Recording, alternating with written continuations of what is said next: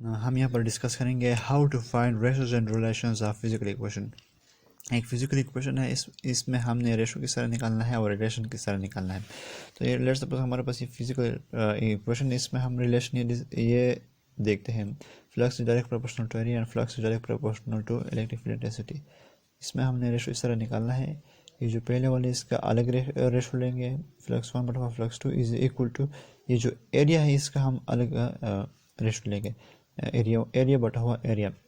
क्योंकि ये डायरेक्ट है तो आपने इसको डायरेक्ट लिखना है, 1 के साथ 1 और 2 के साथ 2।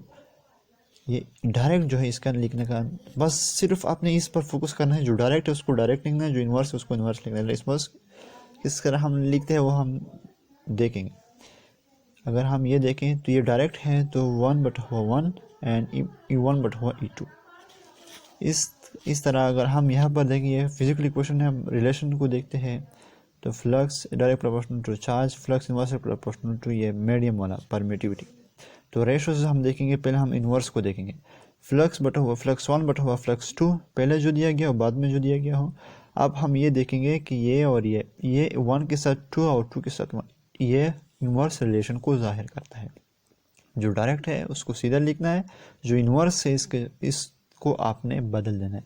जिस तरह ये डायरेक्ट है 1/2 एंड Q1/Q1 Q1/Q2, जिस तरह ये डायरेक्ट था इसलिए हमने डायरेक्ट लिखा 1 1 2 2। ये इन्वर्स था इसलिए हमने इन्वर्स लिखा 1 2 1 2, यानी 1 2 2 1। यहाँ पर 1 1 2 2 1 2 2 1, ये आपने इस तरह लिखना है। ये बहुत ही अहम है, इसमें अक्सर लोग गलत हो जाते हैं।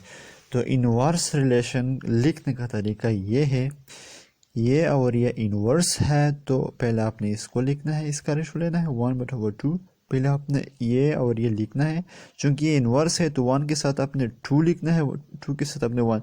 ये 1 मतलब ये है कि जो पहले आपको इक्वेशन में दिया गया हो तो ये है, और ये है जो बाद में आपको लेट्स सपोज ये गिवन हो, आपसे ये मांगता हो तो ये आप जो बाद में दिया गया होता है आपने उसको 2 का नाम देना है।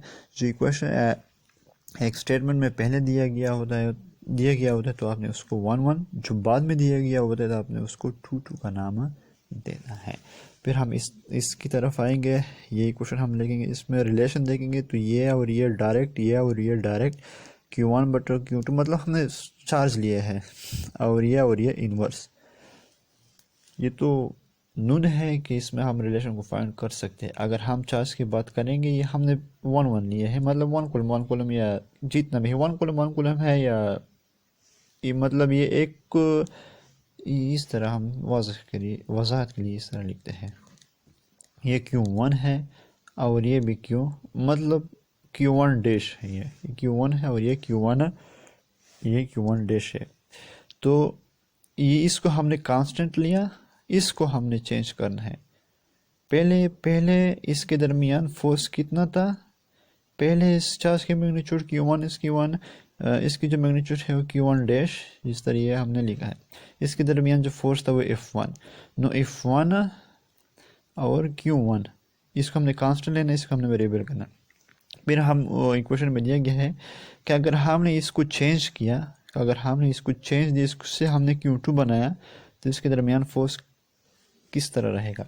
चूंकि ये दोनों डायरेक्ट है तो F1/F2 और Q1/2 आपने इसको सीधा इस तरह लिखना है।